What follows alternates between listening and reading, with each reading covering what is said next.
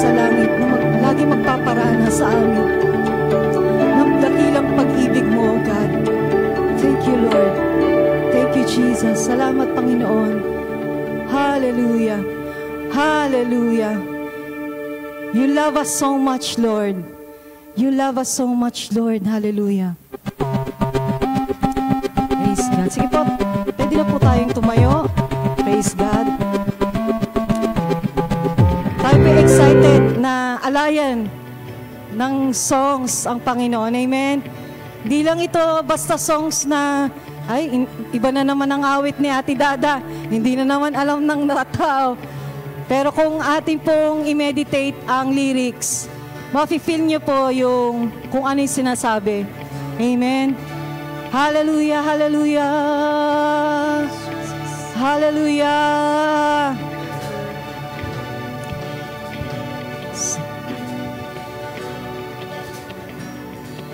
Lord, my heart cries out,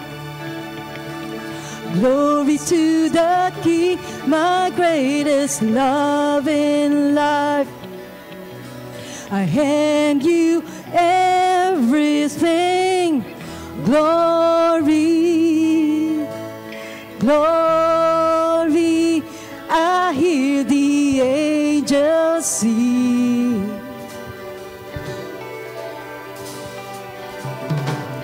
Open my ears, let me hear your voice to know that sweet sound. Oh, my soul rejoice, glorious Lord, glory. I hear the angels sing. With all our hearts, hallelujah. You're the Father's to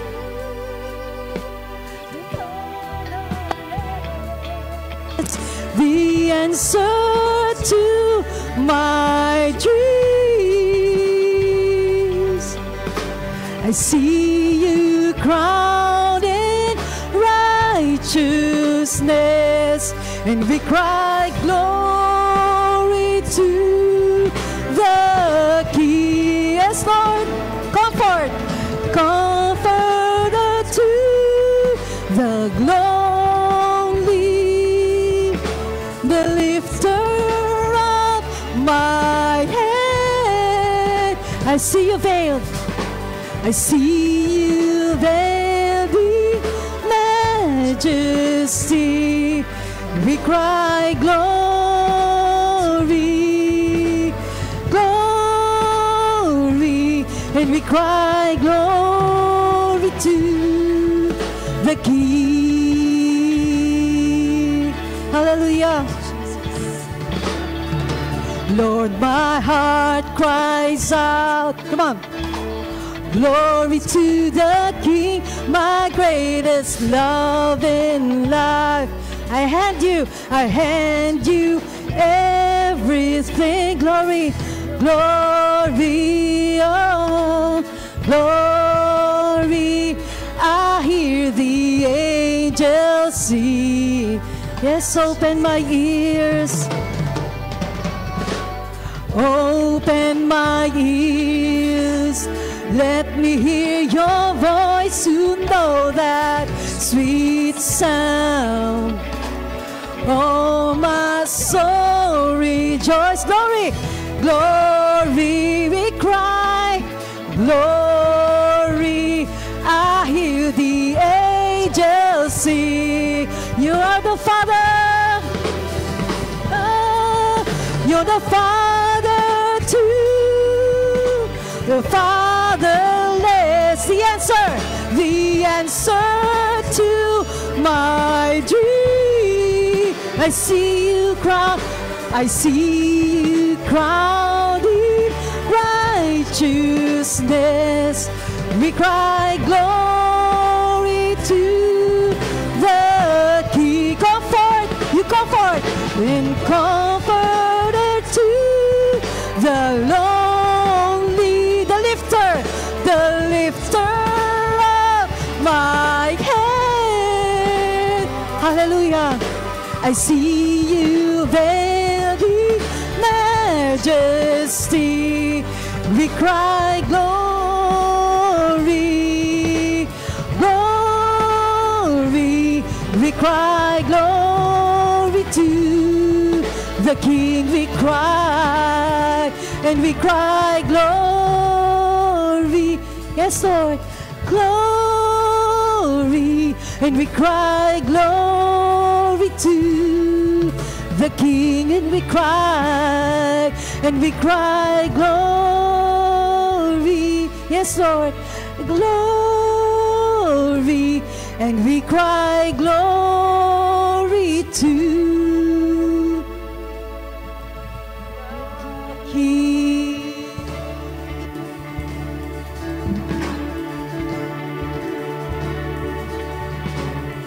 Oh, we glorify your name, oh God, Jesus. Hallelujah. Hallelujah. Hallelujah, oh Father God in heaven. Hallelujah. Oh God, our Father, our Abba Father, our dear Father in heaven, we glorify your name, Jesus. Oh, hallelujah. To the King of Kings and to the Lord of Lords, our good, good Father. Hallelujah. Oh, we thank you, Father God.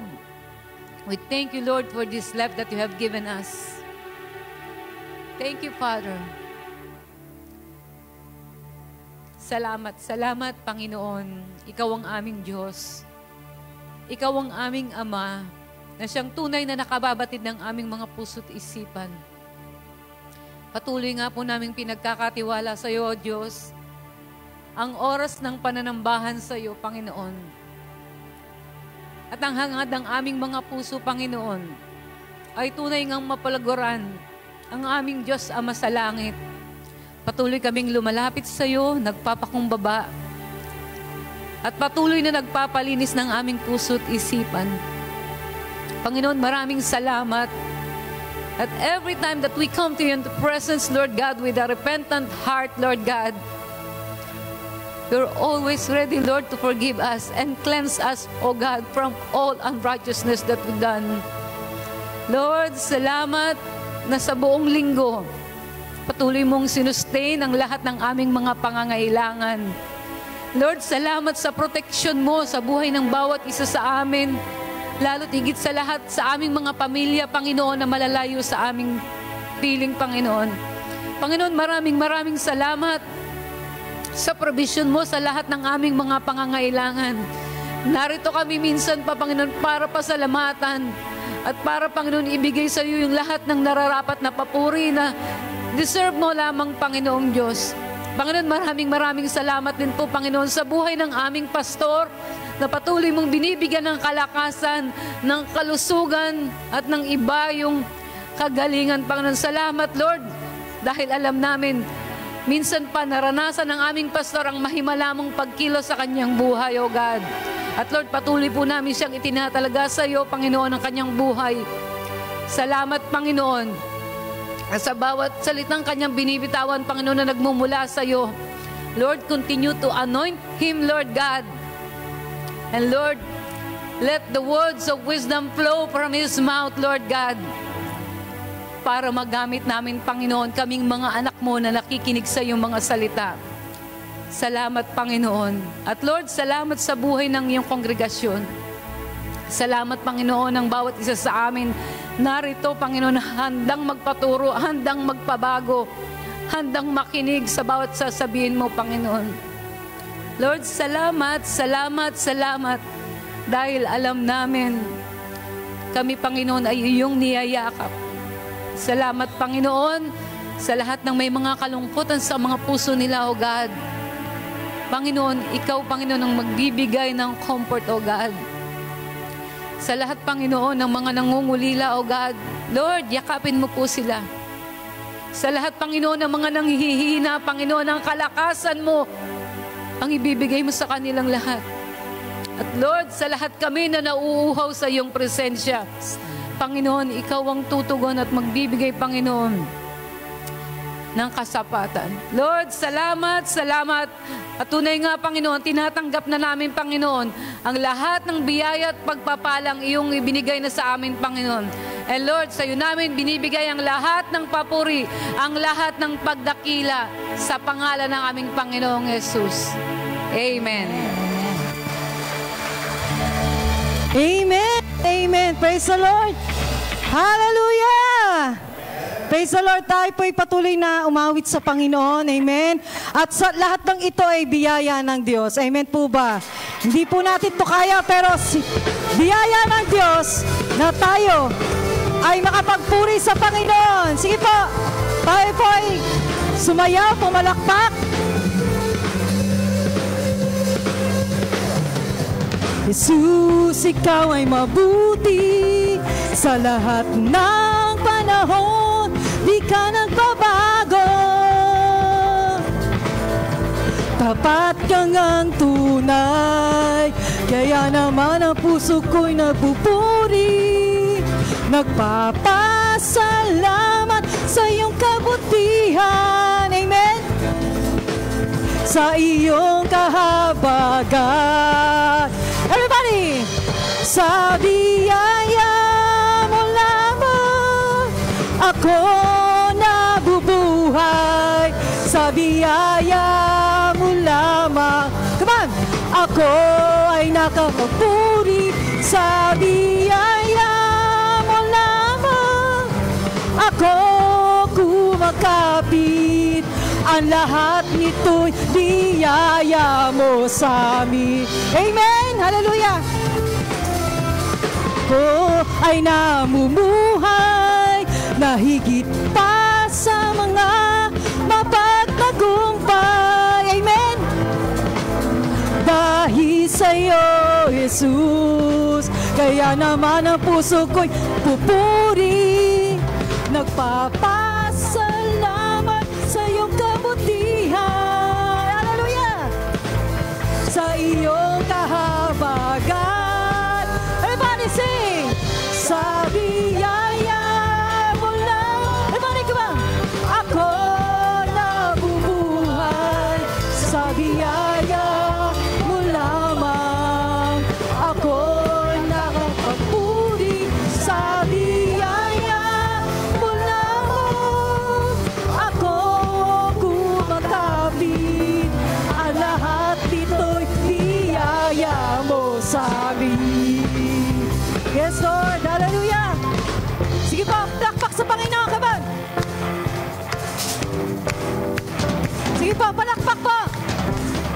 Lahat po'y sasayaw. Amen. Sumayaw po tayo. Hallelujah.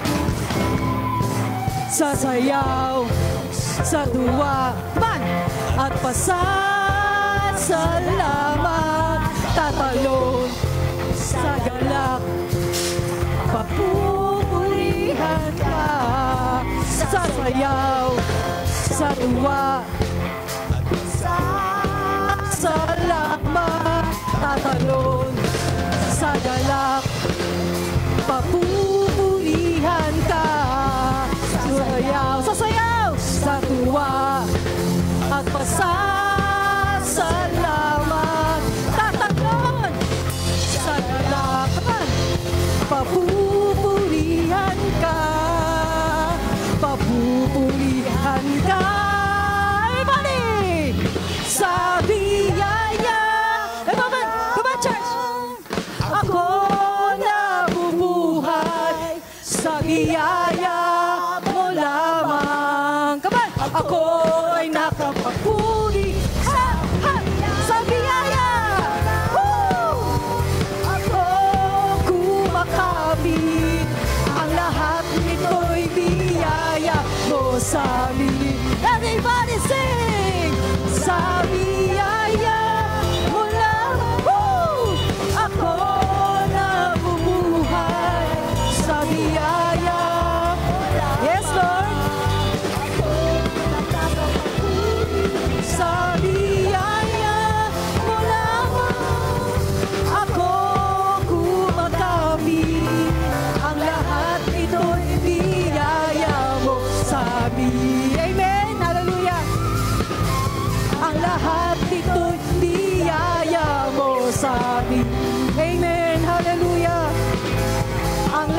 at ito'y biyaya mo sa amin. Amen! Hallelujah!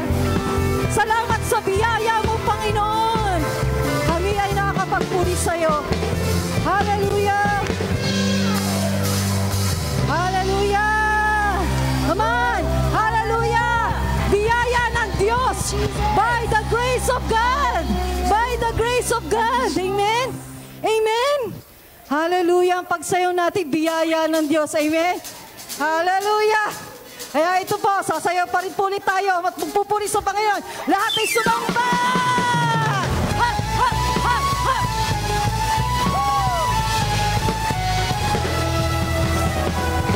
Lord, you are good and your mercy endure forever. Everybody, church! Woo! Lord, you are good and your mercy endure forever. Come on, church, hallelujah. Lord, you are good and your mercy endure forever. Yes, Lord. Lord, you are good and your mercy endure forever. Come on, people of God. Ha, ha, ha. People from every nation and tongue, from generation to generation, we worship you. Hallelujah. Hallelujah. Come on, come on. You for who you are. Come on, let's worship. We worship you. Hallelujah. Hallelujah. Hallelujah. We worship you for who you are. Hey! You are good. Woo! Sige ba, palakpak sa Lord. Ha, ha, ha, ha, ha. Lord, you are good and your mercy. Woo! Lord, you are good. Lord, you are good. Your mercy forever. Come on, people of God. People from every nation and tongue, from generation to generation, we worship. Woo! Woo! Woo! Woo! Woo! Hallelujah. Yes. For who you are. Everybody say, come on. We worship you. Hallelujah. Woo! We worship you for who you are.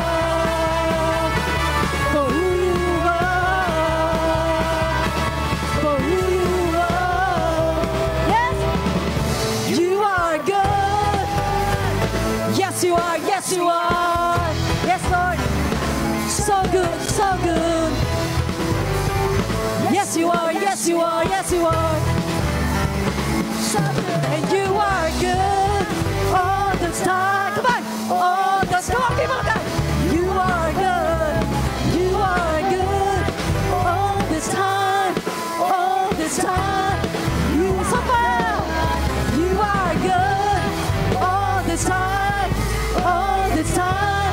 You are good. You are good all the time. All the time. You are good. You are good all the time. All the time. You are good. You are good all the time. All the time. You are good. We worship you. Yes, Lord. Hallelujah. Come on, people of God. We worship you. Yes. You for who you are. Everybody say, we worship you.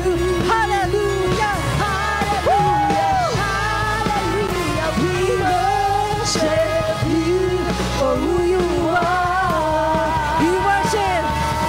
We worship. Batiin po natin ang bawat isa. Sabihin po natin, God is good. Habayan natin ang bawat isa. Sige po.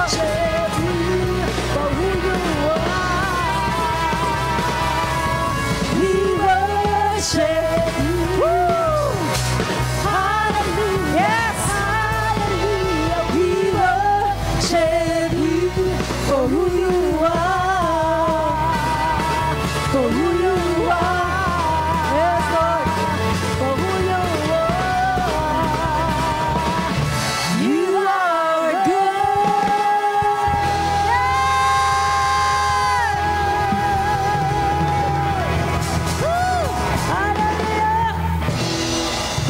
Yeah, again. Yes, Jesus.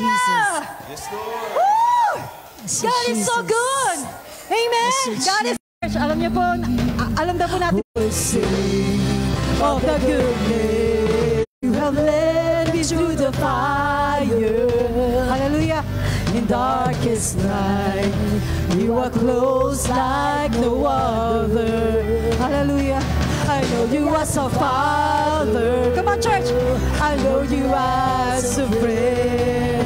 And I am lived in the goodness of God.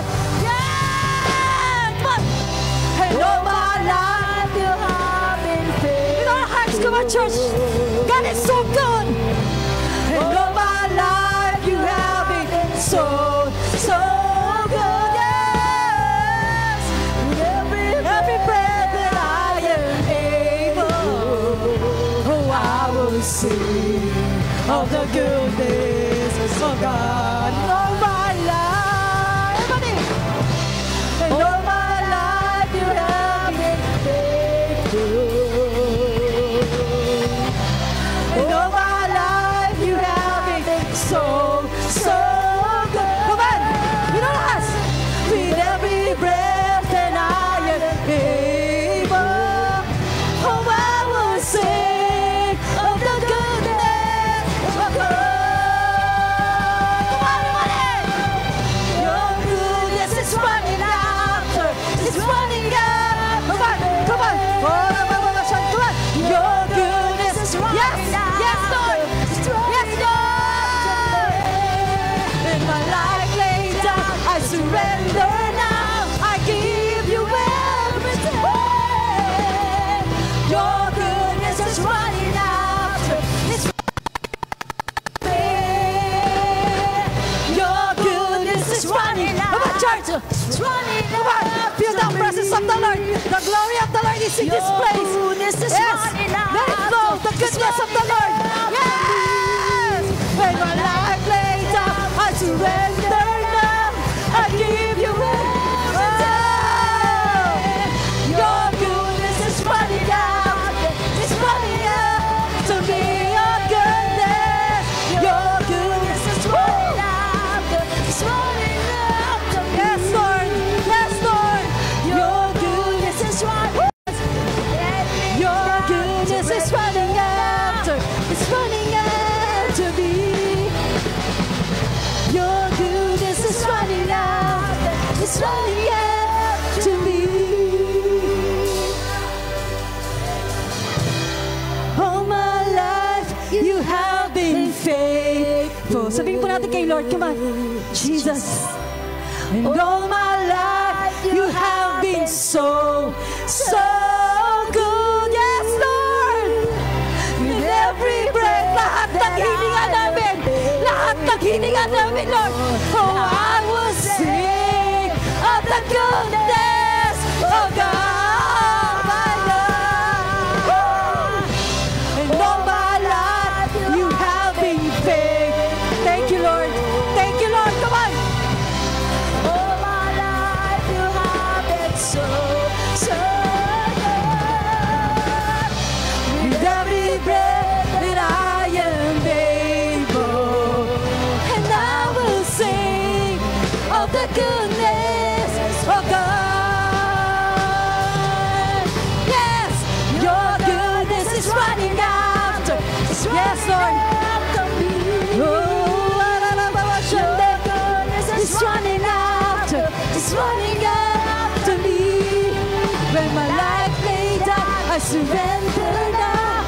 I give you everything. Your goodness is running after. It's running after me. Your goodness is running after. It's running after me. Thank you, Lord. Your goodness is running after. It's running after me. Thank you, Lord. Thank you, Lord. Come on. Give thanks to the Lord. Give thanks to Him for His goodness and His mercy endures forever. Oh, thank you, Lord. Thank you, Lord. Biyaya mo lahat, Panginoon. All the glory belongs belongs to the Lord Jesus. And all the people of God says, Amen and Amen. Woo! Thank you, Jesus. Hallelujah. Praise the Lord. Sige po, makakaupo na po muna tayo. Woo! Sino po, are you blessed? Amen. The presence of the Lord is here. At patuloy tayong mag-rest sa presence ng Lord. Hallelujah. Ang lahat po yung pinagpala, magsabi ng Amen. Ayan, praise the Lord. At tayo po ay magbibigay sa Panginoon dahil sa biyaya lang talaga nakakapagbigay tayo sa Panginoon. Amen. Hindi siya nagkukulang, hindi po siya nagbabago sa ating pangangailangan. Amen po ba? Hallelujah. Sige po, tayo po ay buka ng kaloob. Praise the Lord sa kanyang kabutihan.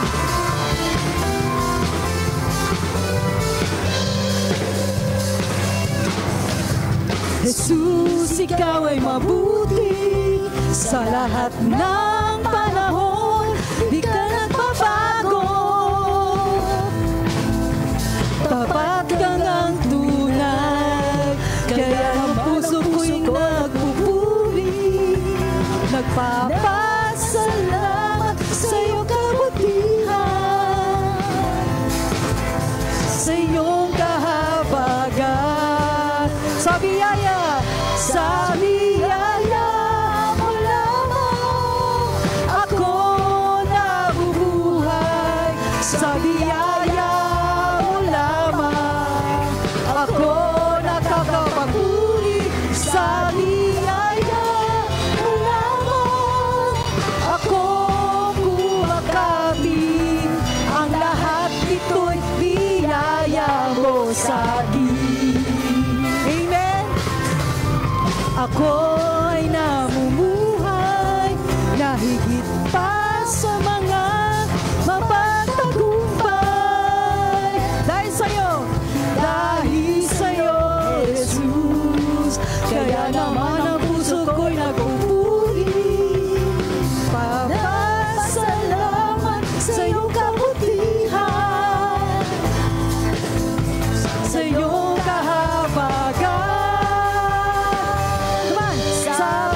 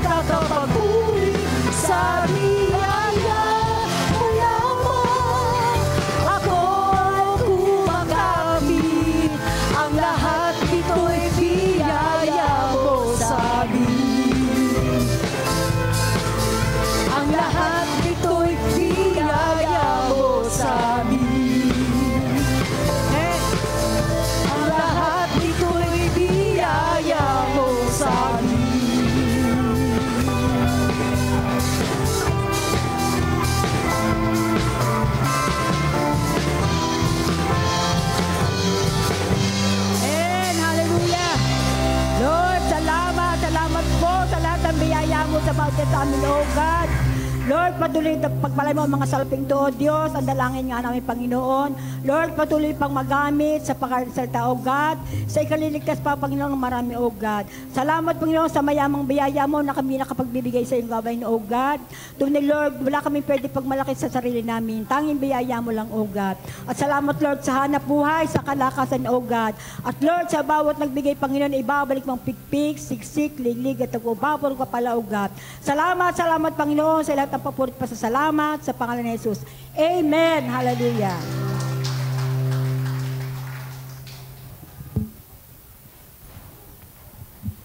Amen. God is good. Mahina. God is good. Amen. Ngayon po ay special na araw para sa ating mga makikisig, mapupogi, at mga tigasing mga tatay. Amen. Happy Father's Day po sa ating mga ama. Kaya bawal po muna natin silang paglabhin, pamalansyahin. Amen? Dapat po sa araw na ito, ang matapang muna ay yung mga tatay. Amen?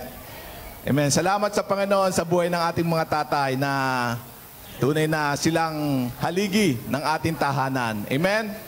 At sa sandali pong ito, masasaksayan po natin ng isang special number mula po sa ating Teens Department. Amen. Palakpak po sa ating mga tatay. Happy Father's Day po.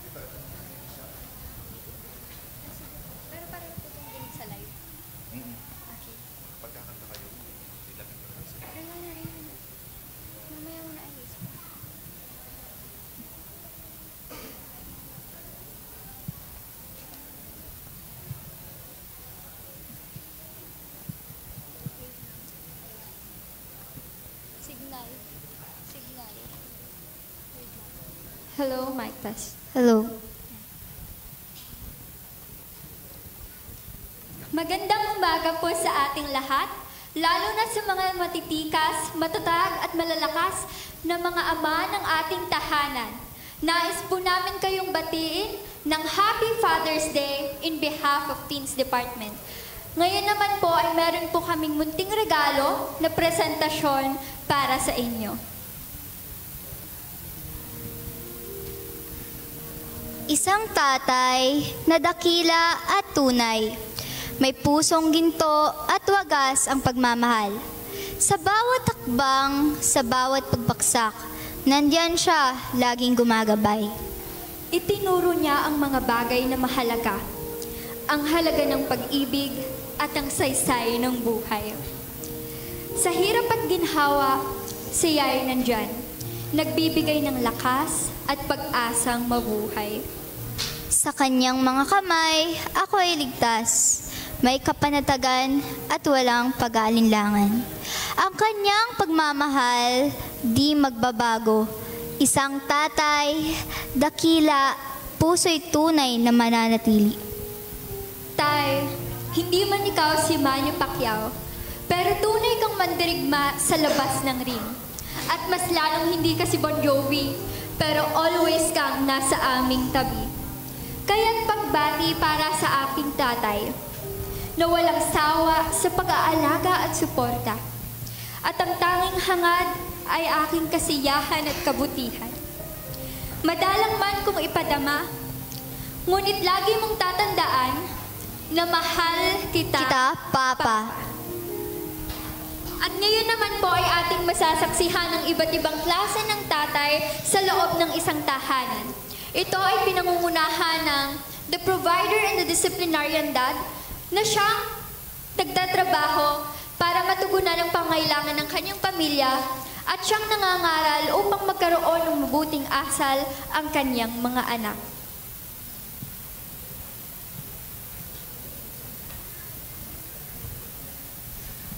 O tay, andyan ka na pala. Nga pala tay, kamusta po work mo? Kapagod. Mano po tay? Kapagod, nak. Pero okay lang ako. Yung bag niyo po tay, akin na po. Ito po. Nasaan nga pala ang kapatid mo? Ayun po tay, oh. Kanina pa po naglalaro. Anak, ito nga pala yung allowance mo. Nabayaran mo na ba tuition fee mo? Wait lang, Tay. Uy, guys, balik sa base, guys. May kita tayong mga kalaban. Anak, kinakausap kita. Tigil mo muna yan. Sorry, Tay. Anak, pag may kumakausap sa'yo, bigyan mo sila ng atensyon. Opo, di na mauulit. Nabayaran man ba tuition fee mo? Opo, Tay, salamat. Pero hinihina lang po sa pagtatrabaho. Alalahanin din kalusugan niyo minsan. Tsaka may baon pa naman po ako, Tay. Salamat at matipid po naman po ako eh. Wala yun. Yung panin ko naman talaga maging haligi ng tahanan. O siya, tara mga anak, kain na tayo.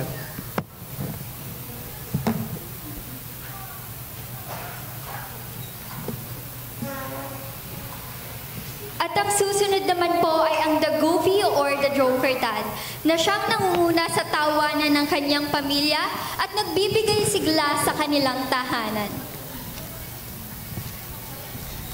Ay, ano ba to? Napakakalat naman. Ano ba to? Ethics? Guys, alam niyo bang meaning ng ethics? Tay, may tanong ako sa'yo. Alam mo ba yung meaning ng ethics? Ganto yan.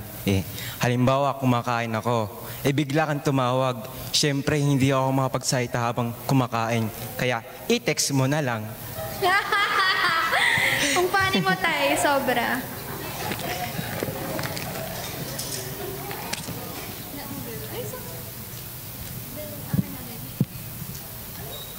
At ngayon naman po, ang pinakamahalaga sa lahat, ang The Spiritual Granddad. Siya po ang nangunguna upang magkaroon ng... siya po ang nangunguna sa kanyang pamilya at siya rin po ang gumagabay sa kanyang pamilya patungo sa mas malago, mas malapit at mas malalim na relasyon ng kanyang pamilya sa ating Diyos Ama. Mga po, halina muna kayo. Magba-Bible study muna tayo bago matulog. Nakulo, meron po kasi akong midterms ngayon. Kailangan ko pa po pumunta sa bahay ng kaklase ko. Pwede po bang umuna na ako? Apo, ano nga ulit ang sabi sa Matthew 6 verse 33? Sabi po doon, datapuan unahin natin ang ating Diyos Ama at lahat ay ibibigay niya sa atin. O ayun, unahin mo ang Panginoon at siya na ang bahala sa exam mo. Sige po. Mga po, may kwento ako sa inyo. Alam niyo ba kung paano ko napasagot ang lola pasita niyo? Paano, Lo? Kumanta ka ba o sumayaw? Hindi. Masarap kasi ako magluto eh. Wow! Anong sekreto nyo? Magic sarap? Hindi dahil mahal ko lang ang lola nyo.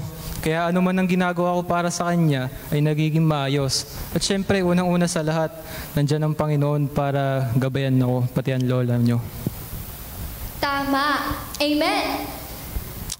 Pati pati mga po, ito ang tatandaan nyo. Lahat ng mga ginagawa nyo, pag-iinom ng tubig, pag-review man yan, o pagluluto, bawat simpleng bagay na ginagawa nyo araw-araw, lagyan nyo ito ng pagmamahal. At unang-una sa lahat, huwag niyong kalilimutan ng Panginoon. Yun lang. Amen. Parang ang saya kumanta ngayon, no? Tara kumanta!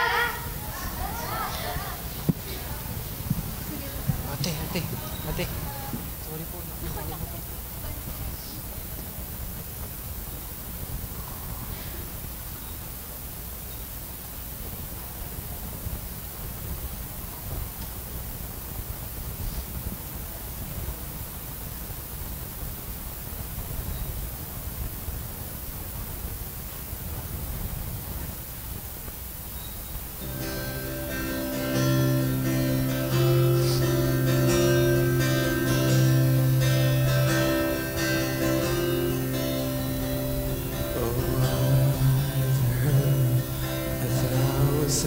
Stories of war, the future light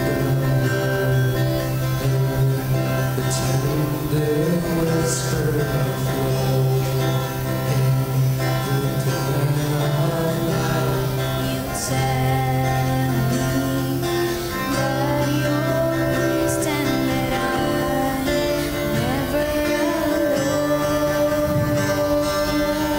You're a good, good Father.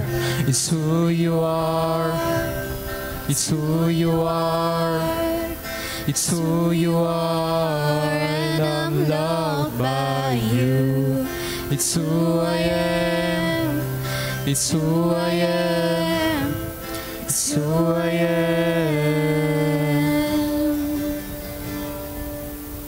Oh, I've seen many searching for answers far and wide.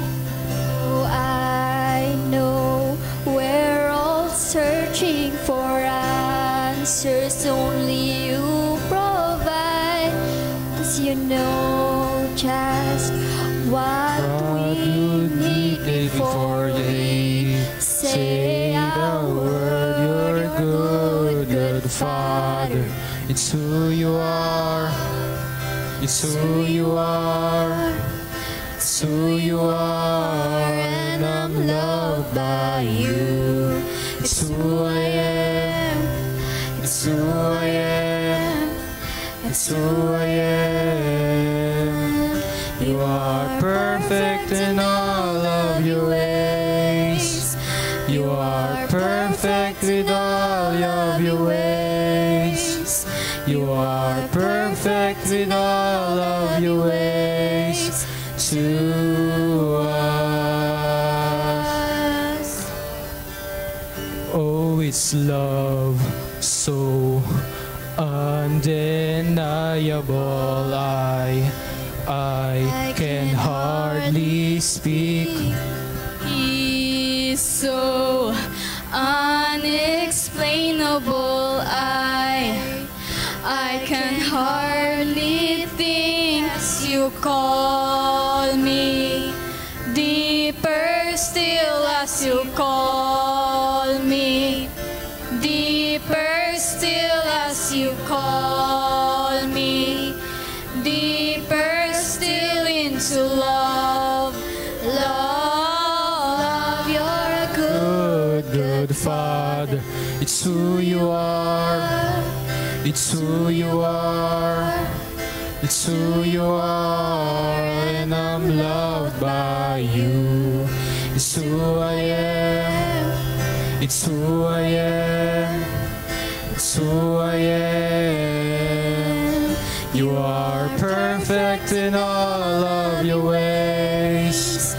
You are perfect with all of your ways. You are perfect with all of your ways to us. You are perfect with all of your ways. You are perfect with all of your ways. You are perfect with all of your ways to us. Iba't iba man ang klase ng tatay ang mayroon tayo sa kanya-kanyang tahanan. Ngunit palagi nating tandaan na sila ay biyaya ng ating Diyos Ama. Sila ang nagsisilbing haligi ng ating tahanan, ang matibay na pundasyon sa ating pamilya. Sila ang gumagabay sa atin at pumuprotekta. Sila ang nangunguna patungo sa mas malago, mas malapit at mas malalim na relasyon ng ating pamilya sa ating Diyos Ama. Kaya naman muli, nais po namin kayong batiin ng Happy Father's Day!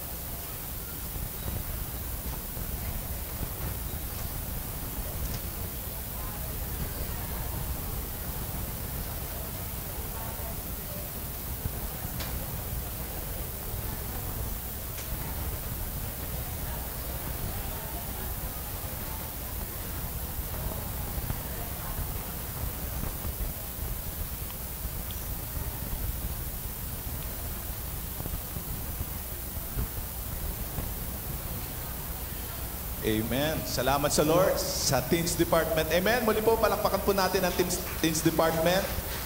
Tunay na sa pagpapakita ng ilang katangian ng Ama, merong provider, merong cool dad, at higit sa lahat, ang spiritual dad.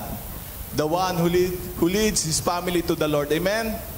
At higit sa lahat, ang ating mapagmahal na Ama na nasa langit. Amen. Tunay na walang higit na dadakila sa pag-ibig ng ating Panginoon. At sa sandali pong ito, tinatawagan ko na po ang ating Ama sa JCLG family. Ang ating buting pastor, Pastor Nestor June Cortez Jr. Purihin po ang Panginoon.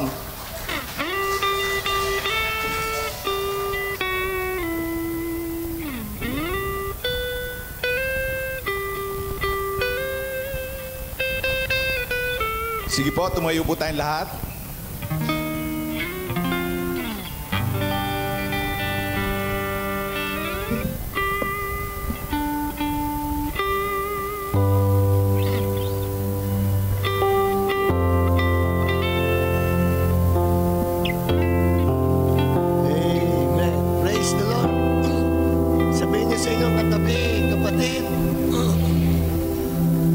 Father's Day man o hindi, mukha ka pa rin mayaman. Sa kabila naman, kapatid, sa umagang ito, nagniningning na iyong mga mata.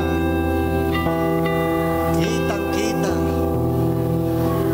na ikaw ay, sabihin nyo,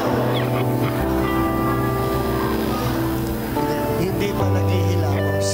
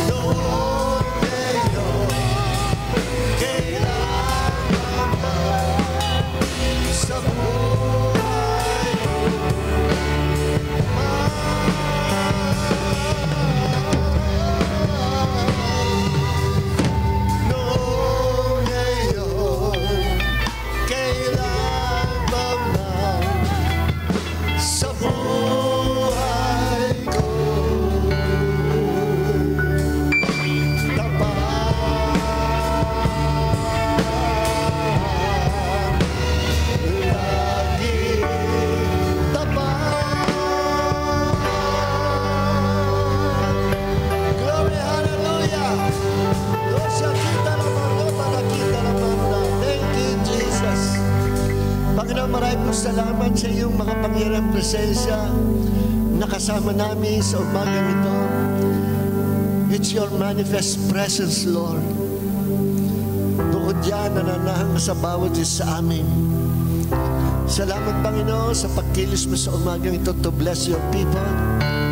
And we receive the anointing of wisdom and revelation para maintindihan po namin ang malalim na bagay na bumula sa iyo. Thank you, Holy Spirit, our teacher. At sa umagang ito, all glory and honor belongs to our Lord God and Savior, Jesus Christ. Mataas ka, Panginoon, sa aming kalagitnaan, ngayon at magpakailanman. Amen. Amen. Makakaupo na po tayo na. So, gusto ko pong aniyahan tumayo lahat ng tatay at gusto ko mag-release ng blessing sa inyo. I-release ng blessing sa pamagitan ko, yung pagpapala ng Diyos sa umaga ito. At ang mga nakaupo, tingnan niyo po ang mga tatay na yan. Iunat niyo ang inyong mga kamay. May napapansin po ba kayo sa kanila? Hindi po ba kayo natatakot? Joke lang. Ibig sabihin, i-stretch atin kamay. Let's bless the fathers, umagang ito. Lord Heavenly Father, we release the blessings of God sa umagang ito, sa mga tatay, sa mga ama ng tahanan. Sila ang pangulo ng tahanan, silang bumabalikat ng kanilang pamilya. Panginoon, ikaw po ang Diyos na magbibigay ng fresh anointing sa mga tatay nito upang maganap nila ang tungkulin nila bilang ama ng tahanan. At sila po, Panginoon, in the future mag-iiwan ng matinding legacy sa kanilang pamilya at sa harapan ng mga tao na ikagagalak nila. Merong malaking impact sila sa kanilang pamilya at sa mga tao, Panginoon, na makakilala sa kanila. Through this legacy, O God, you will bless their generations, their future generations. At ang mga amang ito, ang authority figures na binigyan mo ng kamamalaan to release your blessings sa kanilang pamilya, to release the blessings of your kingdom, Panginoon, to unleash the riches and wealth of God's kingdom at bahain sila ng pagpapala na nagmumula sa iyo. Sa pamagitan ng mga tatay nito, they are the priests, the kings, and the prophets of their own house. Marami po salamat. And all glory belongs to Jesus as you bless the fathers. In Jesus' name, amen. Palakpakan natin, Panginoon. So, ngayon ay araw ng mga tatay. Kaya, meron akong sermon na nakada, pero isang tabi ko na muna yon at ito munang sermon na ito para sa mga tatay. Kasi nung Mother's Day, ang sermon natin patungkol sa mga ina. So this time, sabi ko nga, ba't hindi natin ipangaral naman ay patungkol sa ama. So, purihin ang Panginoon. Ang title nitong ating sermon is The Legacy of a Righteous Father. No? Legacy of a righteous father or legacy of a godly father. Pero mas magandang, mas kumpleto kung righteous. So, ano yung tinatawag na legacy? Madalas nating napapakinggan yung salitang legacy. Ito ay ginagamit kapag kayong paalis na o kaya ay umalis o nawala na yung tao. Madalas ginagamit ito. Sinasabi natin, itong taong ito ay nag-iwan ng magandang legacy sa atin. Ano yung legacy? So sabi ng dictionary, legacy, a lasting impact and the way they will be remembered for generations to come. A lasting impact and the way they will be remembered for generations to come. Or the long-lasting impact, matagal, mahabang impact, of particular events. Meron legacy tungkol sa events, particular actions, no? etc. Pero yung pag-uusapan natin legacy ngayon, hindi legacy ng building, hindi legacy ng mga nakikilala natin sa libutan, legacy ng artista, legacy ng tao na kinikilala, ano? Kundi legacy ng mga tatay sa tahanan, no? For a long-lasting impact, particular events, actions, etc. that took place in the past or of a person's life. Ito yung mga nagawa, na-accomplish o naiwan na magandang bagay na mag-iiwan ng alaala doon sa mga naiwanan. No? Na habang nakikita nila yung legacy na yon, o naaalala nila yung iniwang maganda ng taong yon, forever na pag-uusapan, forever na nirirespeto, pinaparangalan yung pangalan ng taong yon dahil may magandang naiwan o magandang legacy. No? Pero kung ang legacy ay yung naiwan mong alaala hindi maganda, habang buhay, patay na, minumura pa ng mga tao. Maganda yung habang tayo nabubuhay, magpakabuti na lang tayo. No? At bukod sa magiging blessing tayo sa pamilya, mula sa pamilya hanggang sa mga kaibigan, kamag-anak at sa mga hanggang sa labas, no, na makakakilala sa inyo, kayo ay parangalan sa pamagitan ng mabubuting papuring salita, kahit patay na tayo, naaalala pa rin nila tayo. At ang pinakamaganda, kaya magandang magpakabuti tayo, maging makadiyos, at unahin number 1 ay ang Panginoon, upang sa gayon, hindi lang legacy panlupa ang maiwan natin, kundi yung parangalan tayo ng Panginoon, at sabihin, Panginoon, welcome my son, no? Naging kalugod-lugod ka sa akin, sabi ng Panginoon, kapag tayo ay kinuha ng Panginoon. Ito ang anak ko na naging kalugod-lugod sa akin nung siya ay nasa lupa pa. At sa langit ay pararangalan tayo ng Panginoon. Yun ang maganda, no? Kasi nung tayo nabubuhay pa, nag-iwan tayo ng mabubuting gawa na matutuwa ang mga tao, na mapagpapala ang mga tao sa mga ginawa natin. Sa purihin ang Panginoon. So, meron tayong scriptures, may kinuha ko scriptures, Psalms chapter 78, verse 1 hanggang 8. Ito ang sabi, sa NLT Bible, mas maliwanag. Psalms 78, verse 1 hanggang 8. O my people, listen to my instructions. Open your ears to what I am saying. For I will speak to you in a parable. I will teach you hidden lessons from our past. Stories we have heard and known. Stories our ancestors handed down to us. We will not hide these truths from our children. We will tell the next generation about the glorious deeds of the Lord, about His power and His mighty wonders. For He issued His laws to Jacob, or Israel. He gave His instructions to Israel. He commanded our ancestors to teach them to their children, so the next generation might know them, even the children not yet born. And they in turn will teach their own children.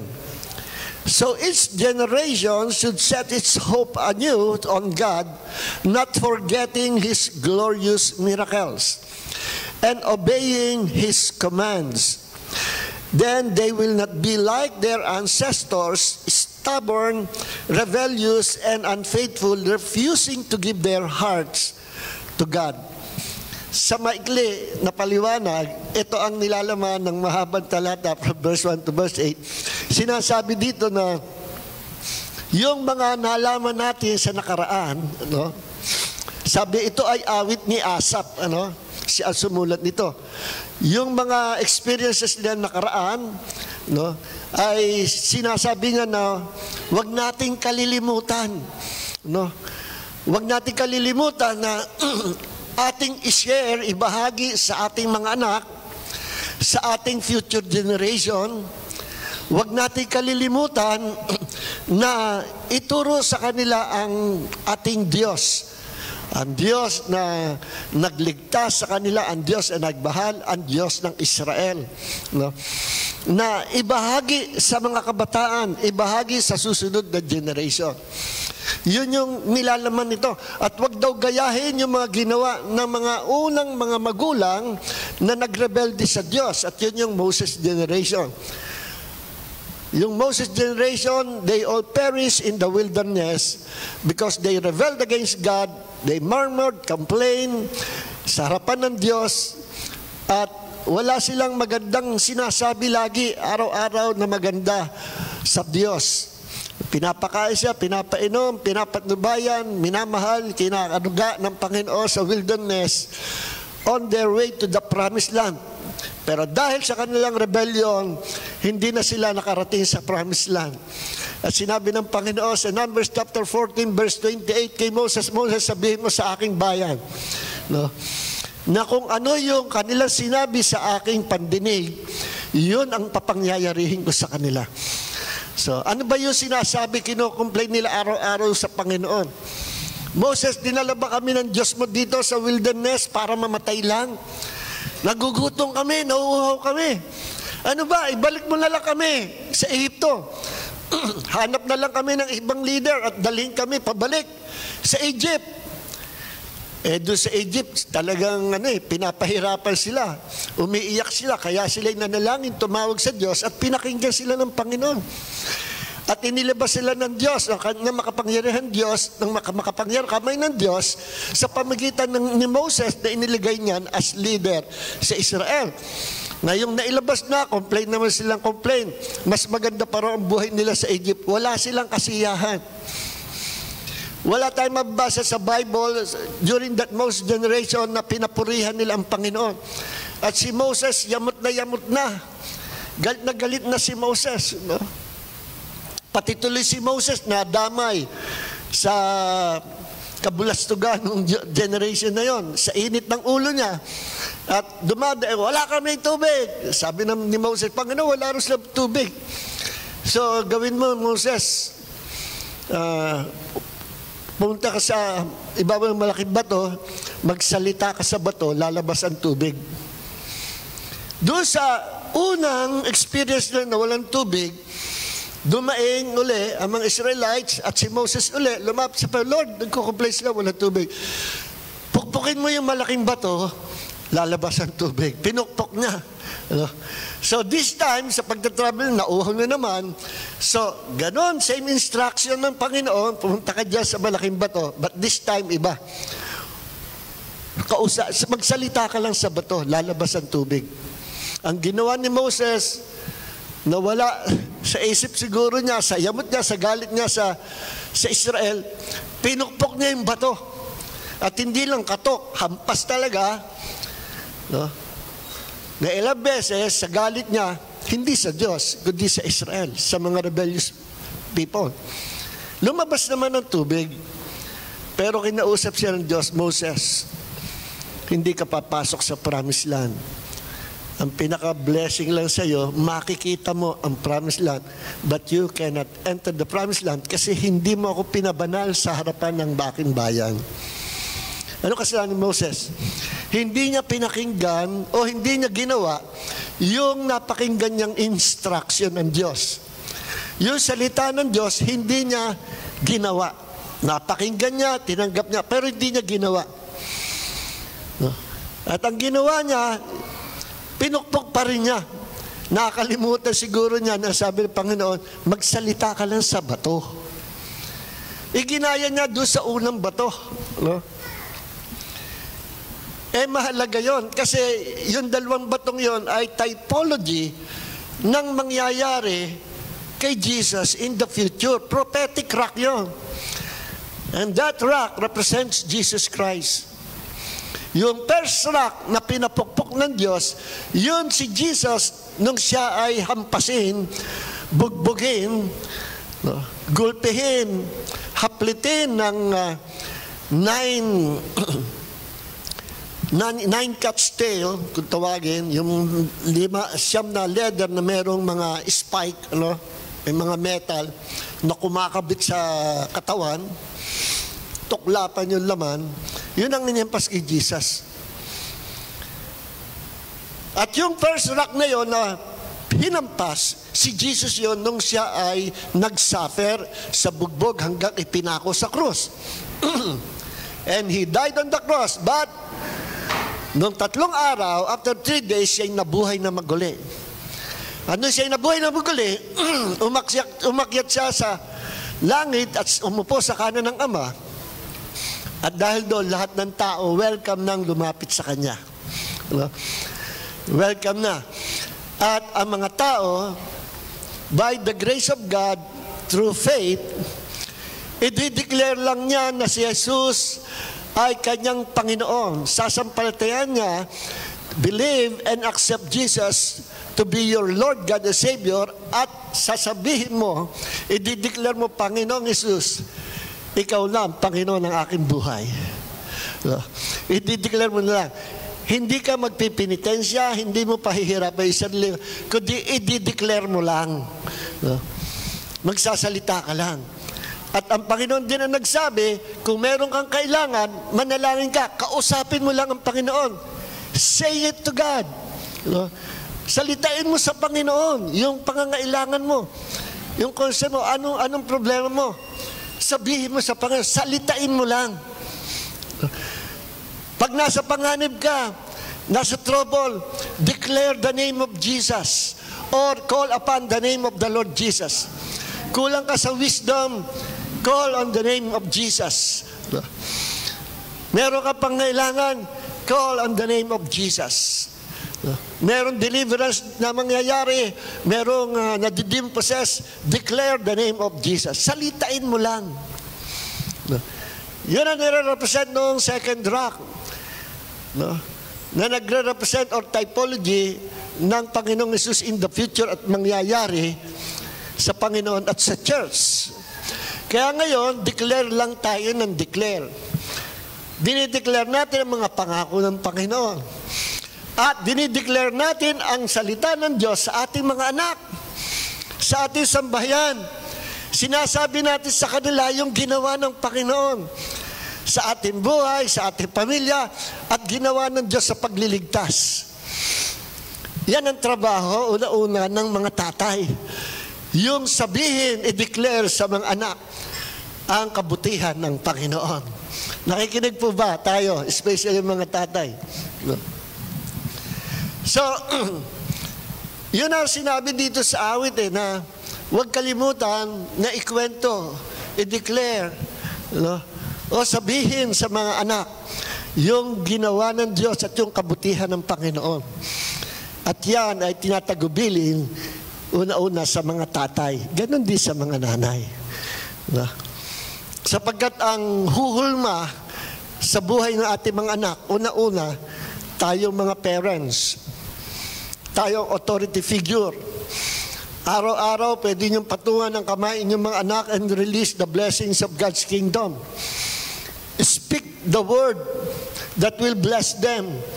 Huwag niyong ika-curse o magsasalita ng negative sa mga anak. Whether naririnig nila o hindi nila narinig, don't speak negative words, mga cursing words. Huwag niyo sasabihin sa mga anak na, anak, ang tamad-tamad mo na, wala kang kahihinatnan paglaki mo. Wala kang mararating. Anak, ang tamad-tamad mo mag-aral. Lalaki ka, basurero ka, lalaki ka na walang mangyayari sa buhay mo. And the more we declare those cursing words, hindi tayo aware na kinakurse natin ang mga anak. Paglaki nila, ay malayo ang blessing. Thank you. Malayo ang blessing ng Diyos kasi nag-release ka ng cursing words. At bukod sa sila, paglaki, nagiging inferior, nagiging timid, matatakutin, at may inferiority complex, takot kumilos. Dahil affected sila nung mga salitang sinalita mo nung sila ay bata pa. Dadalhin nila yon hanggang sa pagtanda nila. Hindi aware ang mga magulang kasi hindi naman natin alam na there is power in our words. Proverbs 18:21, death and life are in the power of the tongue, and those who love it shall eat the fruit thereof. Meaning, may kapangyarihan ang dila ng tao na kung ano yung salitain mo, na gusto mo salitain, yun ang magaganap, yun ang mangyayari, yun ang kakainin ng buhay mo. So, ingat tayo. Sabi ng mga cessationist, kalokohan yan. Ba't Diyos ka ba na magsasalita ka na may kapangyarihan? Only God can speak with power, creative power. Hindi nila kasi naintindihan. They will miss the blessings of God. Hindi nila intindihan ang principle of faith. Na ang Diyos naglagay sa atin ng ability and power to speak words that will bless our lives or words that will curse our lives. Sinabi nga niya sa Romans chapter, saan ba yun? 12 yata, chapter 12 verse 14, na do not curse them. Those people who persecute you, don't curse them, but rather bless them. See? Kung hindi totoo ang blessing at curses na nare-release, bakit pa sasabihan tayo ng ganon sa Book of Romans? Wawarningan tayo, ingat kayo. Huwag nyo silang susumpain. Kahit yung masamang taong gumagawa masama sa inyo, nagpe-persecute, umusik sa inyo, huwag nyo silang susumpain. But rather bless them. Kasi mga anak tayo ng Diyos. Wala sa ating bibig yung salitang mamatay ka na sana. Niloko mo ko, inutangan mo ko, ayaw mo magbayad. No? Masagasaan ka na sana ng aeroplano. Yung mga cursing words na ganyan. Wala yun sa bibig natin. Yung kung ginawa ka na masama, God bless you, brother. No? Ayaw kang bayaran, utang ka. Sige, bigay ko nila sa iyo yan. Pero wag mo nang dudugtungan ng pakandila ko na lang sa iyo. Dahil cursing words din yun. Ang dami kong alam na istorya ng mga taong na-curse because of those words, cursing words. So sa atin, tuturatan ng Panginoon to bless other people, even our enemies, to love and to bless them. Ganyan kasi ang Diyos sa atin. Nung tayo ay masasama at mga kaaway ng Diyos, hindi tayo sinumpa ng Diyos, but rather, iniligtas tayo ng sumpa sa mundo at tayo pinagpala pa ng Panginoon. Ganyan kabuti ang ating Diyos. At yung kabutihan ng Diyos, sabi dito sa Psalm 78, ay ating iikwento sa mga anak natin. No? Tingnan nyo ang sabi dito. Exodus chapter 10, verse 2. And Exodus chapter 12, verse 26 and 27. Then your children will ask, what does this ceremony mean? And what you will reply, it is the Passover sacrifice to the Lord.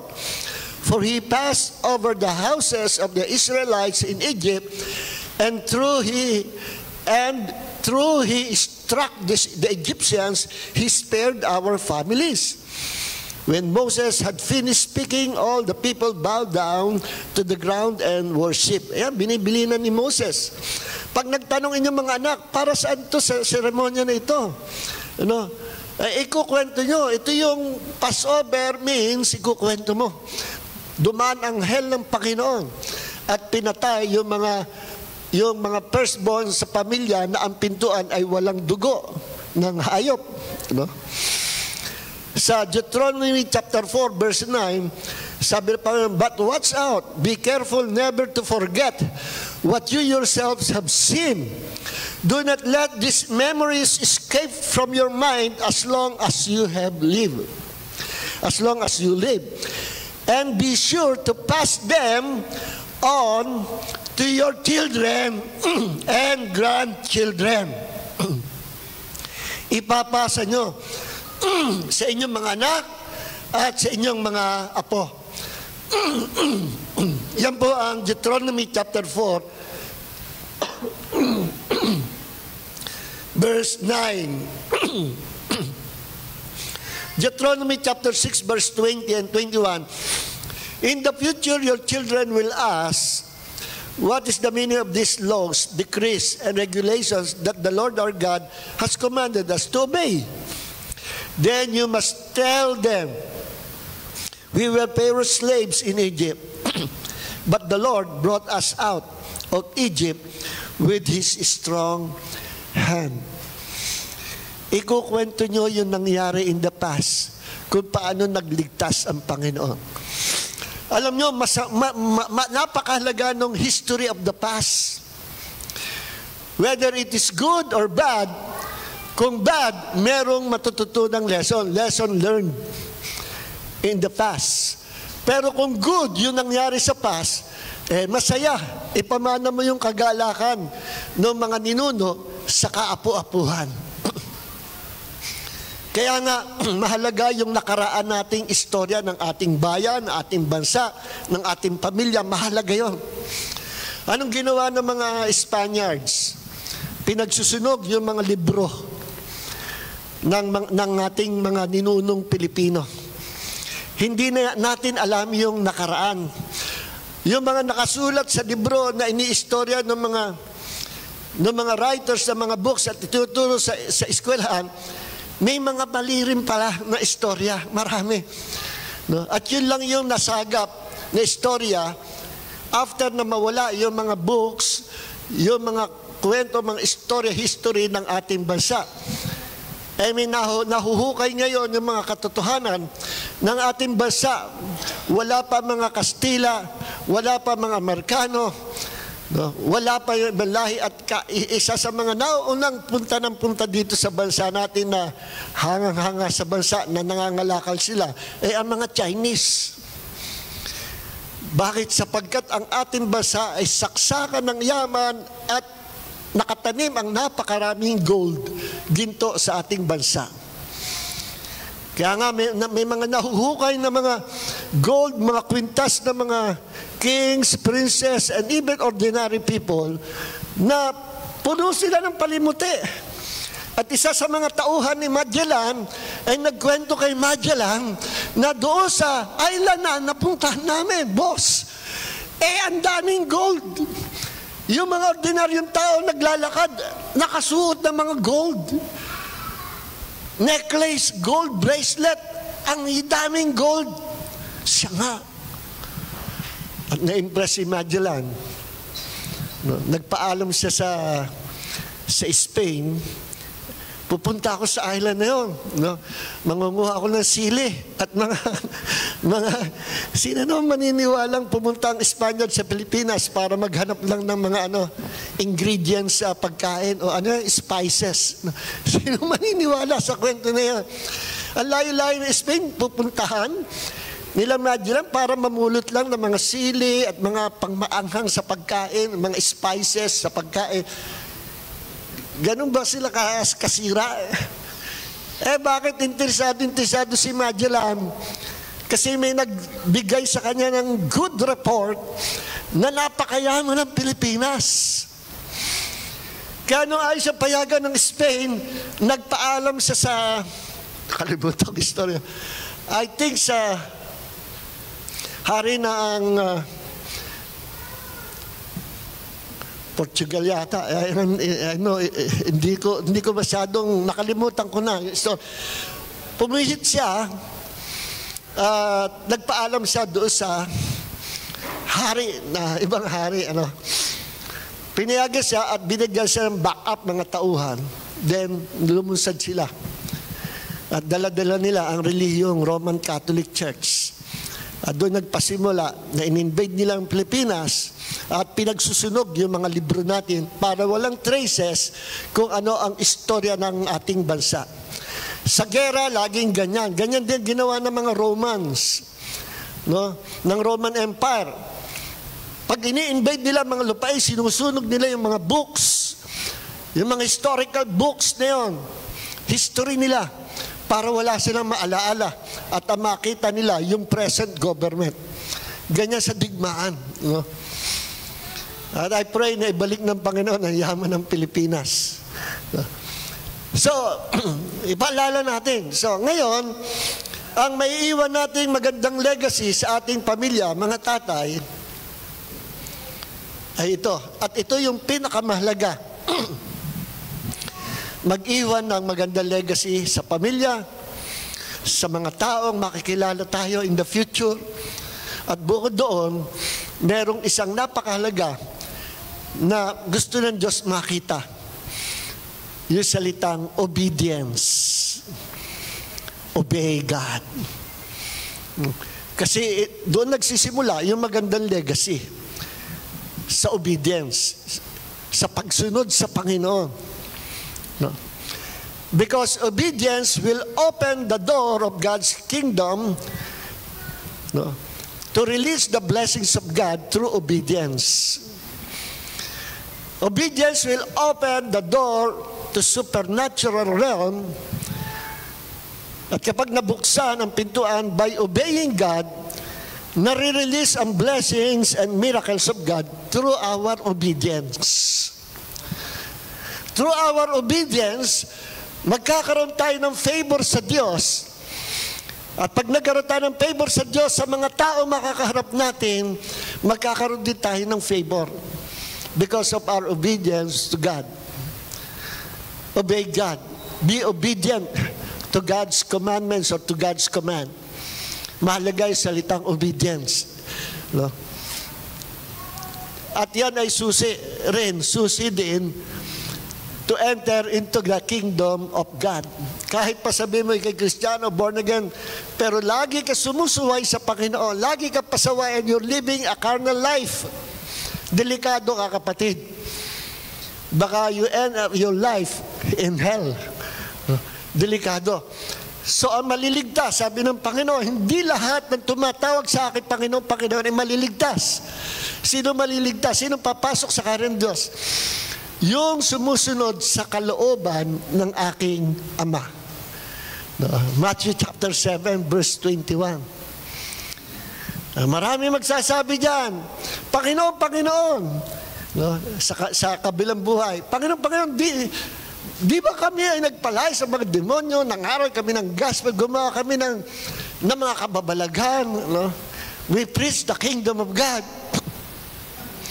Kung magkagaya, sasabihin ko sa kanila, sabi ni Jesus, magsilayas kayo, mga mapaggawa ng katampalasaanan. Kailanman hindi ko kayo nakilala. Ibig hindi nakilala. No? Yun yung context. Pag binasa mo yung itaas, verse 21 ng Matthew 7, sabi, kaya sila hindi kinilala ng Panginoon, wala sila sa kalooban ng Panginoon. They did not obey God. Kaya yun ang pinakamalaga, obedience. Alam nyo ang pinakamalaga, ito, we can show our love and faithfulness to God. Paano natin mapapakita na mahal talaga natin ang Panginoon? Paano natin mapakikita sa Panginoon that we are faithful to Him? Paano? By obeying Him. May papakita natin sa Panginoon that we really love Him, seryoso tayo, and we faithfully serving Him. Ang susi, by obeying Him. Yun ang number 1. And number 2. Ito susi ng magandang legacy. By obeying God. And number 2, by passing on the Word of God to our children and to our next generation. See, yun ang magbibigay ng magandang legacy sa mga tatay, sa ating mga magulang. Obeying God, at yung ipasa natin kung ano yung natutunan natin sa salita ng Diyos. Ipasa natin yung mga testimony na ang kabutihan ng Diyos kung ano yung ginawa sa ating buhay. Huwag tayong magsasawa. Ako basta nag-preach ako, naikwento ko na yung testimony ko, ikukwento ko pa rin. Hindi ako magsasawa. Paulit-ulit, sabi nga nung kapatid ko, Matagal ko narinig yung testimony yan. Wala ka bang ibang testimony? Ilang beses ko napakinggan yan. Sabi ko, sadyang ganyan. Pag ang nakaranas ng totoong pangyayari ay totoo, pag ininvestigahan mo at maraming nagtanong, iba-ibang paraan, ang bagsak pa rin, same story. Pero kung yan tao yan nagsisinungaling, maraming nag-investigat ng tanong, iba-iba rin ang sagot. Napansin nyo, ba yung tao na hinuli, investigahan? Kung merong 5 investigador, labas-pasok. 7 investigador, same question ang itatanong. Paikot-ikutin ka din, hindi mo alam, ibabalik ka doon sa same question. Pag nagkamali ka ng sagot, paglabas ng mama, sabi, iba yung sinabi sa akin. Ano ba sabi sa ganito? Sa'yo, ano sinabi? Ganito, ba't magkakaiba tayo? Ikulong yan. Nagsisinungaling. Pero kung kahit 100 na investigador at lituhin mo man, paikot-ikutin, then hulihin mo sa tanong, same story ang ikukwento niyan sapagkat totoo yung naranasan niya. Kaya bakit ang gospel paulit-ulit natin pinapangaral? Makulit tayo. Same story. Jesus crucified on the cross to redeem us from eternal condemnation. Same story, same old story. Kinukwento, pinipreach natin. Hindi tayo nagsasawa. At sabi ng Panginoon, patuloy nating ipangaral ang same story na ito na ginawa ng Diyos. Huwag tayong magsasawa. Kahit ang Panginoon, alam natin, isang gospel, sapat na eh. Yung gospel, book of gospel, gospel according to Matthew, sapat na eh. Bakit meron pang gospel according to Mark and gospel according to Luke na halos magkakapareho yung 3 gospel? Ang medyo na iba-iba yung gospel according to John. Kaya yung 3 book na yun, gospel, Matthew, Mark, Luke, kung tawagin ay synoptic gospel. Magkakapareho sila. Ang naiba-iba lang, konti, yung kay John. No? Ba't pare-pareho? At mukhang makulit ang Panginoon. No, kayo una nagbabasa, nabasa ko na ito sa Gospel according to Matthew, ba't nandito na naman? Paglipat ko ng Luke, ganito, same story. Pinapakita ng Panginoon ang katotohanan na kapag totoo, kahit ilan ang magsalita, magkwento, pare-pareho sila ng ikukwento dahil pare-pareho sila ng nawitnessan. Pero kung mag-iiba at may kontradiksyon, hindi totoo yan. Hindi yan totoo. Kaya ang mga naninira sa Bible, lalo na ang Islam religion, ang Muslim, hinahanapan nila ng discrepancies ang Bible, hinahanapan nila ng mga kontradiksyon para ito panlalaban nila. Sasabi, ang Bible ay hindi salita ng Diyos, ang Quran lang ang salita ng Diyos. Bakit? May kontradiksyon. Itong kontradiksyon. Huwag kayong maniniwala. Dahil kung merong hindi kayo maintindihan sa Bible, mukhang nagko-contradict, merong kasing maliwanag na paliwanag dyan. Maraming paliwanag dyan.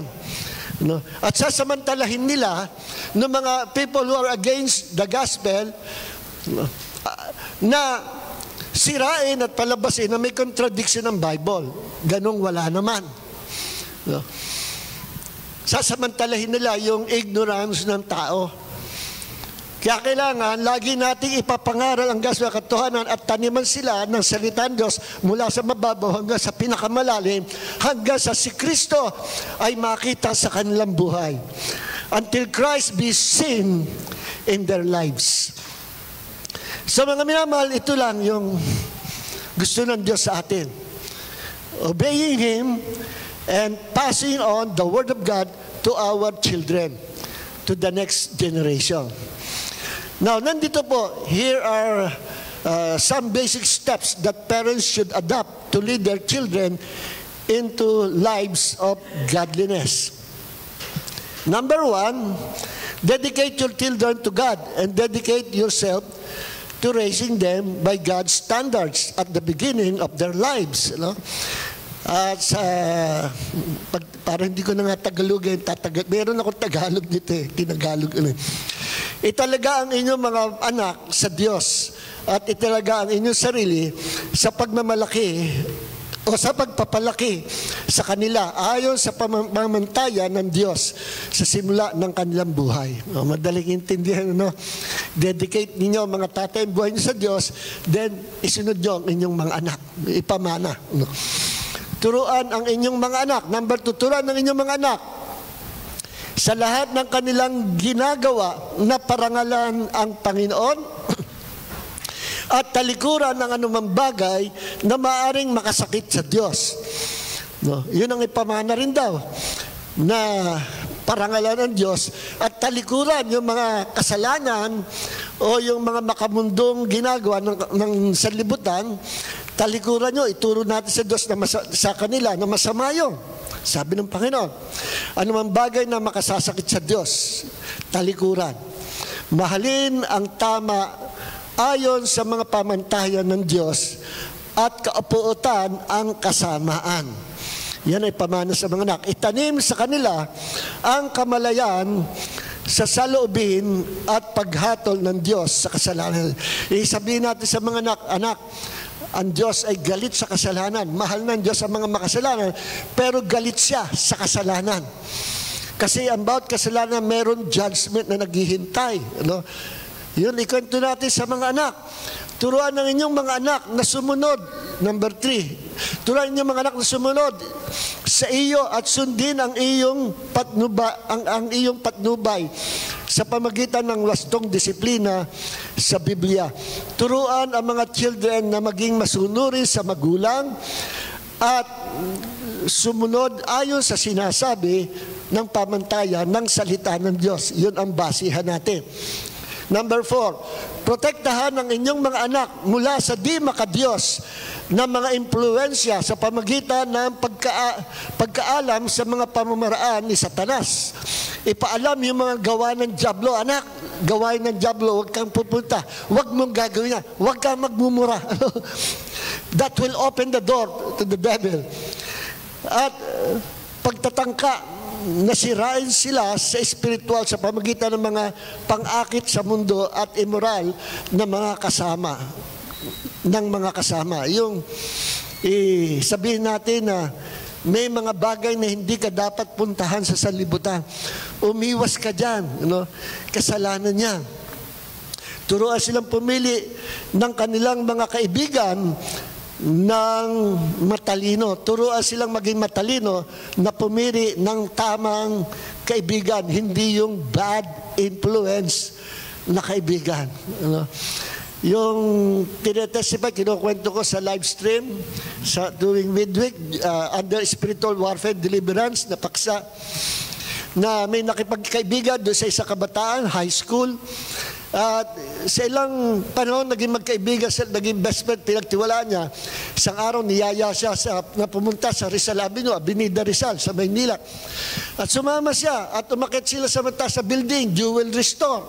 Pagdating niya sa itaas, pinainom siya nung babae ng juice. Pagod kayo mga iya, inom muna kayong juice. Nung ininom ng juice, nahilo na siya. At nagwawating-wating kanyang paningin, at inaantok siya, nakita niya, nabaanagan niya nung nagmulat sa mata, na yung kanyang kaibigan binibigyan ng pera nung babae, at siya naman binigyan siya ng alahas. Muntik alahas.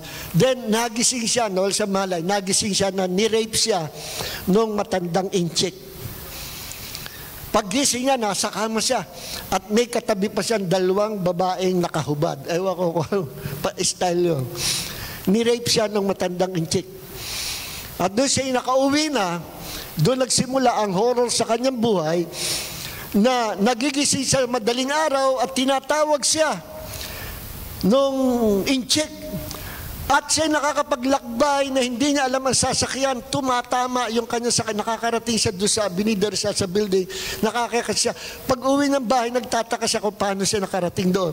Pati magulang niya, later on, na-discover, nawawala tuwing madaling araw yung anak nila. Then bandang huli, naalaman nila kung nangyari at kinuwento nung bata. At yung bata dinala doon sa seminar ng mga pastor, I think sa Novaliches yata yun, o sa Balintawa, ay nandoon ako. Pero absent ako nung araw na yon na dinala yung bata, kinuwento nung kaibigan ko ni Pastor Noli. Pastor dati at Paul School. Sabi niya, Pastor, wala ka kagabi ba? May nangyari. Ganito nangyari. Habang nagwo-worship kami, isang kabataan kasama ng nanay tatay niya, sumasayaw ng sexy dance sa worship. Parang ahas, nagsasayaw ng sexy dance. Napansin ng mga tao. No? So, ang ginawa, tinawag atensyon at teka muna. At nalaman, yung kabataan na yun, ayaw tumigil sa pagsasayaw, parang ahas, under demonic possession. Then, kinas out nila yung demonyo. At doon kinuwento yung nangyari. Kaya yun po ay true story. Katuturuan nyo ang inyong mga anak, especially yung mga kabataan yung mga anak, kapag kayo na magbarkada nyo, nag-iinuman sa kantin o kung saan man lugar, nagkakape. Kung nasa Starbucks kayo, nagkakape. O nagsosoft drink, ano man iniinom mo, at pupunta ka sa CR, sa toilet. Pagbalik mo, wag mo nang iinumin yung iyong inumin. Dahil hindi mo alam, akala mo na pagkakatiwalaan mo yung barkada mo, hindi pala, ibebenta ka pala. At lalagyan ng pangpahilo, drugs, then magigising ka na lang, na-rape ka na lang. Sabihin niyo po yan sa inyong mga anak na teenagers at mga kabataan, especially sa mga kababaihan. No? Hindi natin alam kung sinong pagkakatiwalaan. Ingat po tayo. Amen. Tumingin ka sa iyong katabi. Wag na wag mo siyang pababayaan sa panalangin. Kundi i-bless mo siya. Maya-maya, babalikan nga, akin na yung pera mo. Topic, hypnotism. Merong mga ganyang demonic power. No? Meron nga nag-demonstrate sa New York, lumabas sa babae. Hi, hello. Kinamayan lang. I'm June Cortez. No? Nakaraan mo, i-hypnotize ka. Pababalikin ka doon, ikay nasa womb, o pababalikin ka ng bata ka pa. No? Parang kahawig ng inner healing, pero hindi naman. Demonic ito. Yung hypnotism, demonic. Kaya mga nag-undergo ng hypnotism, ay sinasabihan namin na mag-undergo kayo ng deliverance kasi mayroong naiwan, possible, may naiwan na spirit sa loob nyo. Ano? Na pwedeng in the future mag-trigger at ipahama kayo. Okay. So, ang dami pa nito. Bibilisan ko na lang. Akay ng inyong mga anak ng maaga sa buhay upang personal na tanggapin si Kristo at isuko ang kanilang sarili sa Kanya bilang tagapagpatawad at sa kanilang mga kasalanan. Pagkatapos ay tulungan silang sundin ang turo ni Jesus na magpabautismo sa tubig bilang isang pampublikong patotoo ng kanilang pananampalataya kay Kristo at isang paraan na panlabas na pagkakakilanlan sa Kanya. Number 7, itatag ang inyong mga anak sa isang spiritual at matatag na bahay na batay sa Biblia na simbahan. Kung saan ang salita ng Diyos ay tinuturo na walang kompromiso. Ibig sabihin, akayin ng mga bata ng maaga pa sa church. Maging pundasyon nila na sila ay nasa loob ng church. Iba yung mga kabataan lumaki sa loob ng church. Maniwala kayo. Number 8, himukin ang inyong mga anak na ihiwalay ang kanilang mga sarili mula sa masasamang paniniwala at pag-uugali na karaniwan sa mundo. Turuan at hikayatin sila magsalita tungkol sa kanilang pananampalataya kay Kristo. Turuan sila mag-share ng gospel. Okay? Number 9, turuan ang inyong mga anak ng kalagahan ng bautismo at sa banal na espiritu. Turuan sila na sila mabautismo sa Holy Spirit at they must always be filled with the Holy Spirit every day. Number 10, ituro sa inyong mga anak na mahal sila ng Diyos at may tiyak na layunin ang kanilang buhay. Okay. Number 11, turuan silang parangalan ang Diyos sa lahat ng kanilang mga personal na mapagkukunan at regular na mag-ambag sa gawain ng Diyos sa kanilang pananalapi. Turuan sila na maging giver sila sa ministry ng Panginoon. Turuan sila na sila'y sumuporta sa gawain sa Panginoon habang bata pa. Turuan sila. Naalala ko yung anak ko si Nestle nung maliit pang bata. Naghulog sa offering bag ng 10 pesos. Yung kanyang tinatagong 10 pesos. Tapos, ilang araw, tinanong niya kami. Sabi niya sa mama niya, "Ma, bakit hindi kaya bumabalik pa yung inihulog kong Kasi sabi, pag nagbigay ka, tatanggap ka, pikpik, siksik, liglig, nag-uumapa. Ba't wala pa akong tinatanggap? Sabi ko, ang Panginoon, pag nagpala, hindi ka agad-agad. Yun na sabi namin. So kapag nagbibigay, wag na nating sabihin na magbigay kayo para kay guminhawa at kay pagpapalain ng Diyos. Mali yung ganong approach sa giving. Dapat ipamulat natin na magbigay kayo kasi mahal natin ang Panginoon. We're giving our offering, we're giving our tithes and even sacrificial giving to God because we love Him so much. Wag na kayo babanggit na because we want to be blessed by God. Hindi yun. We're giving something to God because we love Him. Hindi dahil sa para to receive the blessings. Huwag nyo hanapin ang blessing. Hanapin nyo yung blesser. Amen po ba? So turuan na inyo mga anak, araw-araw sa salita ng Diyos. No? At number 30, sa pamagitan ng salita na halimbawa, himukin ang inyong mga anak maging tapat sa panalangin. Pamana natin kung ano yung nakikita sa atin, yun ang kanilang ina-absorb. Share ka ng share ng salita ng Diyos, tapos mag-aaway kayo mag-asawa sa harapan ng inyong mga anak. Huwag niyo ipakikita yun. Huwag niyo ipakikita. Parang yung kakilala ko noon, si Sander, pumapasil sa Channel 7 noon. Pero hindi siya taga Channel 7, pumapasil sa amin, pinapasila kami. During break time, kakwento na. Sabi ko, Sander, magbasa ka ng Bible. Sabi niya, ayoko Brad, bakit? Hindi ako naniniwala sa Diyos. Hindi ka naniniwala? Ba't naman hindi ka naniniwala sa Diyos? Kasi ganito, nung bata pa kami, magkakapatid, madaling araw, gigisingin kami, sisipain kami ng nanay namin. May kasama pang kurot yun. Ang sakit. Sipa, tadyak at malulutong na mura. Puto kutsinta lumalabas sa bibig ng ina namin. At antok na antok sila, mapipilitan silang gumising. Siguro yun yung simbang gabi. At sila pupunta sa simbahan sa Catholic Church. Nakikita rin niya ka na nanay na lumuluhod. Alam niyo yung nung araw, di ba nakakita ko yung pamula pintuan lumuluhod hanggang sa altar. Ano ba tawag doon? O kaya yung may Station of the Cross, tas lumuluhod, panata. Yung nanay nila ganon, holy. Pero pagdating sa bahay, katakot-takot na malulutong na mura, kurot sipa ang inaabot nila.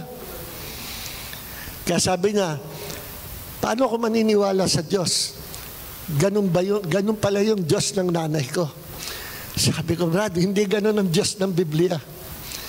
Ang hirap niyang kausap, naging atheist siya. Kasi yung nakita niyang buhay sa nanay niya ay nagre-reflect sa salita ng Diyos. Hindi mag-ugma. So, palaging ipanalangin ang inyong mga anak. Prayer of protection, prayer of blessing. Malaki ang kapangyarihan ng prayer ng magulang. Maniwala kayo. Malaki ang power ng prayer ng tatay, ng nanay sa mga anak. Magpakita ng gayong pagmamahal at pagmamalasakit sa inyong mga anak na alam nilang handa kang ibigay ang iyong buhay upang palalimin ang kanilang pananampalataya at tulungan silang maging lahat ng nais ng Diyos na marating nila sa pamagitan ng kanilang kaugnayan kay Kristo. So hanggang dito na mga kapatid ang haba. Hiningal ako doon sa haba. So pa rin tayo, let's stand in the presence of God. Pagpalain tayo ng Panginoon.